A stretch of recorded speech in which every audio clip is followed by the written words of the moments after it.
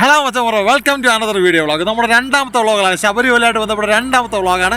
നമുക്ക് നേരെ വീഡിയോയിലോട്ട് പോകാം. നിലയ്ക്കൽ വിശേഷം. അങ്ങനെ നമ്മൾ യാത്ര തുടങ്ങി 71 കിലോമീറ്ററോടെ കഴിയുമ്പോൾ ഇതാ വരുന്നു. ഇതാ സൂം അവിടെ സൂംബാ 71 കിലോമീറ്റർ അപ്പുറം നമ്മുടെ ഡെസ്റ്റിനേഷൻ. മച്ചന്മാരെ, ഫസ്റ്റ് വീഡിയോ പറഞ്ഞ കണക്ക് നമ്മൾ എടുക്കാൻ മറന്ന കുറച്ച് സാധനങ്ങളുണ്ട്. നിങ്ങൾക്ക് ബസ്സിൻ്റെ ഒക്കെ സൗണ്ട് കാണുന്നത് കേൾക്കാൻ പറ്റുമെന്ന് അറിയത്തില്ല. എന്താണെന്നില്ല, എസെൻഷ്യൽ മറന്നുപോയ സാധനങ്ങൾ വാങ്ങിച്ചിട്ട് കാണാൻ പറ്റുമോ?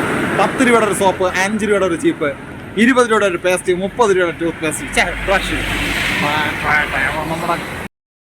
അപ്പോൾ മച്ചന്മാരതാ ഇവിടെ ഒരു ബോർഡുണ്ട്, പമ്പ കേരള പോലീസ്. ആകട്ടെ മുകളിലോട്ട് പോയി കഴിഞ്ഞാൽ നമ്മളെ വേറെ എങ്ങോട്ടൊക്കെ പോകാനുള്ള വഴിയാണ്. നമ്മൾ അങ്ങോട്ടങ്ങ് നോക്കണ്ട, ഇങ്ങോട്ട് താഴോട്ട്. മച്ചന്മാരെ, നമ്മുടെ രണ്ടാമത്തെ വ്ളോഗിൻ്റെ ആദ്യ ഭാഗം നിങ്ങൾ കണ്ടു കഴിഞ്ഞാൽ ആദ്യ ഭാഗത്ത് ഞാനൊരു ഇൻട്രൊഡക്ഷൻ പറഞ്ഞു. അത് ക്ലിയർ ആയില്ലെങ്കിൽ കേട്ടോ, ക്ലിയർ ആയില്ലെങ്കിൽ ഇതാണ് ഇൻട്രൊഡക്ഷൻ. നമ്മൾ ലാഹയിലെത്തി. ലാഹ എന്ന് വെച്ചാൽ നമ്മുടെ ശബരിമലയുടെ ബേസ് ക്യാമ്പ് എന്നറിയപ്പെടാം. ശബരിമലയിൽ കിട്ടുന്ന ഒരുവിധമുള്ള എല്ലാ സാധനങ്ങളും ഇവിടെ കിട്ടും. എന്ന് വെച്ചാൽ നിങ്ങൾ ശബരിമലയിൽ നിന്ന് വരുമ്പോഴത്തേക്ക് പൊരിയും മലരും അവലും അതൊന്നുമില്ല, കളിപ്പാട്ടങ്ങളോ എന്തൊക്കെ പറഞ്ഞാൽ അവിടുന്ന് പമ്പേന്നേ ശബരിമലയിൽ നിന്ന് വാങ്ങിക്കേണ്ട കാര്യമില്ല. ഇവിടെ വന്നു കഴിഞ്ഞാൽ കണ്ടാൽ ഞാൻ ഇവിടെ കാണിച്ചു തരാം. ഇവിടെ എല്ലാ സാധനങ്ങളും ഉണ്ട്. ഞാനിവിടെ ഇറങ്ങിയത് കപ്പയും കഞ്ഞിയും, ചൂട് കപ്പയും ചൂട് കഞ്ഞിയും പിന്നെ ഒരു ഗ്ലാസ് കട്ടൻ ചായയും കുടിച്ചിട്ട് യാത്ര തുടരാനാണ്. അപ്പോൾ എത്തിയിരിക്കുന്ന ലാഹ 24 മണിക്കൂറും ശബരിമല സീസണായ 24 മണിക്കൂറും തുടർന്ന് പ്രവർത്തിക്കുന്ന, എല്ലാ കടകളും തുറന്ന് പ്രവർത്തിക്കുന്ന നമ്മുടെ സ്വന്തം ലാഹ. എൻ്റെ സ്വന്തമായി കഴിഞ്ഞത്.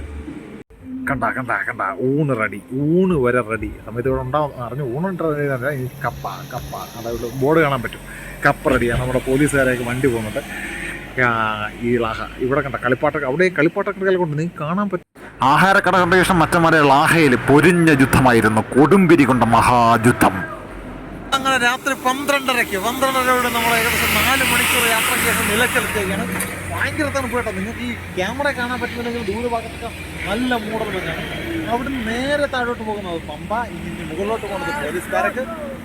എൻ്റെ പൊന്നു വെച്ചാൽ പോലെ ശബരിമലയുടെ ഒരു ആംബിയൻസ് കൃത്യമായിട്ട് തുടങ്ങുന്നത് നമ്മുടെ നിലയ്ക്കൽ വെച്ചാണ് കേട്ടോ. ഇവിടെ തന്നെ നല്ല ബ്ലോക്ക് വരും. എന്നുവെച്ചാൽ വണ്ടികൾ ഇങ്ങനെ ലൈനപ്പ്, ഇത്ര നേരം വണ്ടി ഫ്രീ ആയിട്ട് ഓടി നിന്നിട്ട് വണ്ടി ലൈനപ്പ് ആകുമ്പോൾ നമുക്ക് മനസ്സിലാവും നമ്മുടെ ഡെസ്റ്റിനേഷൻ ഏകദേശമൊക്കെ എത്താറായി. ഇവിടെ നിലയ്ക്കൽ നമ്മൾ എൻ്റെ സുഹൃത്തുക്കളെ കാണാറുണ്ട്. സുഹൃത്തുക്കളെ കണ്ട് അവരെ കിടന്ന് ഉണങ്ങിക്കാണ്, ചിലപ്പോൾ ഡ്യൂട്ടിയിലായിരിക്കും. ഇതാണ് ഗൈസ് ആ കിങ്കരന്മാർ. ആ കിങ്കറിൽ ഒന്നാമത്തെ കിങ്കരനാണ് എൻ്റെ അടുത്തേക്കുന്നത്. മറ്റോ ഞാൻ കാണിച്ചത് കിങ്കരന്മാർ: മനോജ് കിങ്കരൻ, അജിൻ കിങ്കരൻ, ബിവിൻ കിങ്കരൻ.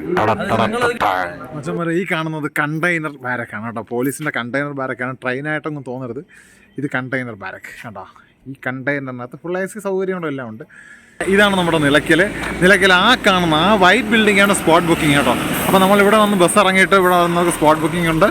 സ്പോട്ട് ബുക്കിംഗ് അല്പം വൈകിയാലും എല്ലാവർക്കും സ്പോട്ട് ബുക്കിംഗ് കിട്ടുമെന്നാണ് ഞാൻ ഇവിടെ ഒന്ന് പറയാൻ പറ്റിയത് കേട്ടോ.